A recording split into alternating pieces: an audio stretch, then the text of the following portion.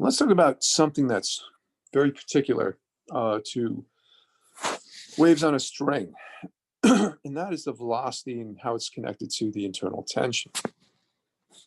Now, a speed of a wave on a string goes by this equation right here, okay? Any type of mechanical wave, usually the speed will go by some elastic property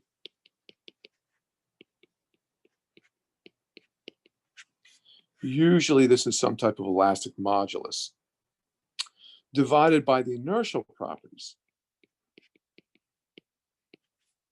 something connected with the mass, okay? So for this particular thing, for this particular wave, we see the elastic properties which are related to the tension. The harder you pull on a string or the more tension you put the string under, the more it will pull back. So that's the elastic property right there. Increase the tension, and we increase the speed of the wave. The inertial properties for a string, we don't talk about the total mass of the string, but rather how much mass each point of the string has, or roughly the mass per unit length. So the speed of a wave on a string goes by the square root of the tension, okay? Sometimes it'll just be tension. Sometimes we'll use F of t, divided by mu, where mu is measured in kilograms per meter.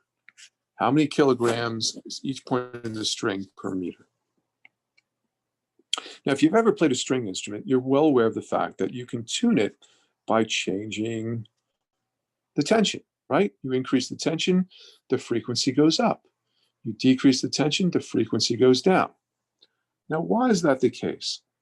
Well, string instruments, as we'll see later on, rely on a standing wave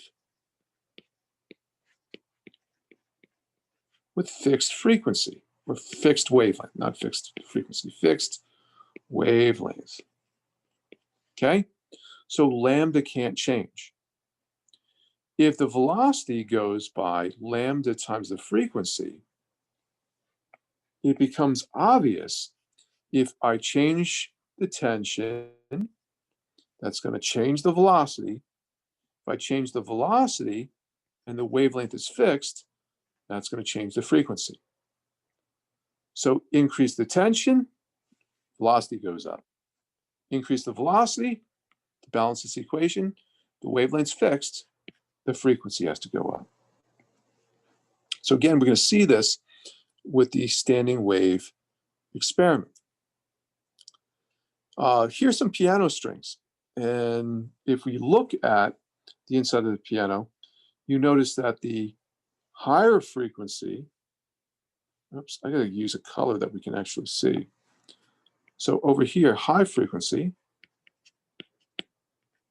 that doesn't show very well there, are the shortest strings because there the wavelength will be very small. The lower frequencies, longer strings, thicker strings with larger wavelengths, okay? Now, why does the velocity depend on tension, okay? Well, if we think about a wave propagating through a particular location has every point accelerating. The more each point on the string accelerates, the faster the wave will travel through there. Acceleration by Newton's second law is force divided by mass. So if the tension goes up, the acceleration goes up. If the mass goes up, the acceleration goes down. Again, remember, each point on the string is going to vibrate up and down, okay? It's going to accelerate during this process. The faster it accelerates, the faster it's going to propagate. Now we can look at a more complex analysis of this. Oh, by the way, this is a electric bass. See, here's a higher frequency string. I can never remember which string's which. Here's a lower frequency string. And notice the lower frequency string has a large mass per unit length. The higher frequency string, less mass per unit length. Okay, this is our attempt to figure out basically why velocity goes up with tension. Okay, now imagine we're on a string. The tension poles equally in both directions. So if that string is at equilibrium, there will be no acceleration on that little given piece of mass. Okay, it'll just stick there. It's at equilibrium. But if we displace it from equilibrium, okay, if we push it some distance above, let's say up here, now the tension is pointing this way and this way. Okay, there's a net force pulling it downward. All right, think about it this way. Remember we had the mass on the spring.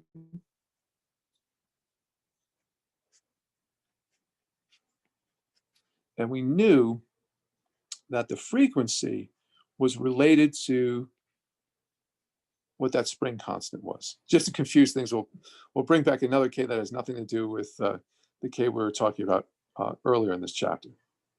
Okay? If you wanted to make the spring vibrate faster, have a higher frequency, you would increase the spring constant.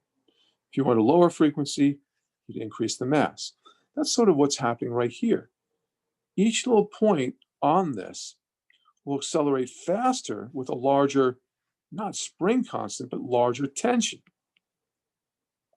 Each little point on this will vibrate slower as I make the individual mass lower and lower.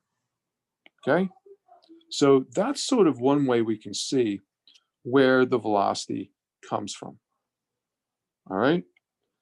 With the simple harmonic oscillator, when we were looking at the frequency was equal to 1 over 2 pi times the square root of K over M. Notice here, the frequency which is connected to the velocity is tension, okay, over mass per unit length. So we can see that connection with what happened with the simple harmonic oscillator. If you really want to get into really detailed analysis, here's another way of looking at it. Again, here we take an infinitesimal length of the string along here, and we can calculate the tension on the string in both directions. I stole this from somewhere, so tau is tension right here. And here we have the infinitesimal mass being pulled on by both sides. So there's two tensions. It makes an angle sine theta right here. All right. This looks at it in terms of centripetal acceleration. So this is a little bit of an interesting way of looking at this. Of course, force equals mass times acceleration. If we balance both sides of the equation, we've already seen, well, here's my force. Okay, here's my force. Here is my mass per unit length times the length. And then for this case, we retain the concept that it's a centripetal force. Because it is, in a way, this analysis is kind of neat because it pictures each part of the mass to be on a circle. And even though it's not moving the way we think of it as a particle moving on a circle, it is a center-seeking force. And then finally, by canceling both sides, the radius, okay, the length, we get that v squared equals tau divided by mu, and the velocity equals the tension divided by the mass per unit length. Okay? So, that's sort of an interesting way of approaching that and coming up with that. Okay.